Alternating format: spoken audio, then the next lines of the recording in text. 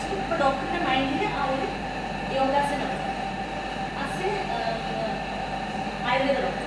അപ്പോൾ സ്വാഭാവികമായിട്ട് ആ ആസനത്തിൻ്റെ ബേസിറ്റ് അത് ആർക്കൊക്കെ ചെയ്യാൻ ചെയ്തുകൊണ്ട് അങ്ങനെയൊക്കെ സ്വാഭാവികമായിട്ട് അറിയാമായിട്ട് അല്ല അറിയാം. അപ്പം അത് ഡോക്ടർ എന്നോട് പറയണം.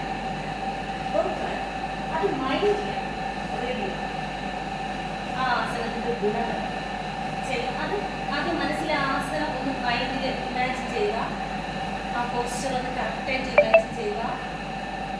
അത് ആർക്കൊക്കെ ചെയ്താൽ നല്ലതായിരിക്കും, ഏതൊക്കെ അസുഖങ്ങളുള്ളവർക്കാണോ അല്ലെങ്കിൽ എങ്ങനെയൊക്കെ അത് തെറാപ്യൂട്ടിക്കലായാലും ജനറൽ യോഗയിൽ അതിൻ്റെ ബെനിഫിറ്റ് എങ്ങനെ അതൊക്കെ ചെയ്തുകൂടാ.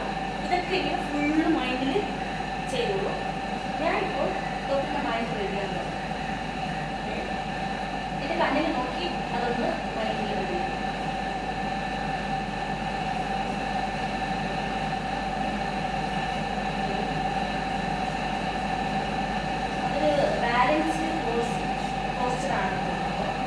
ബോഡി ബാലൻസ് ചെയ്യാനായിട്ട് കോൺസെൻട്രേഷനൊക്കെ വർദ്ധിപ്പിക്കേണ്ടത് നല്ലതാണ്.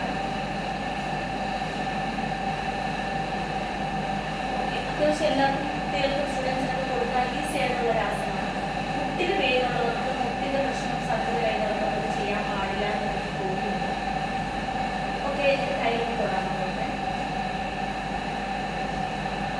ഞാൻ ആസനം കാണിച്ചില്ല, ചെയ്ത് കാണിച്ചു. യോഗ മാറ്റിൽ ചെയ്യാവൂ, പക്ഷേ ഞാൻ ഡോക്ടറിന് മുന്നിൽ ചെയ്തിട്ടുണ്ട്.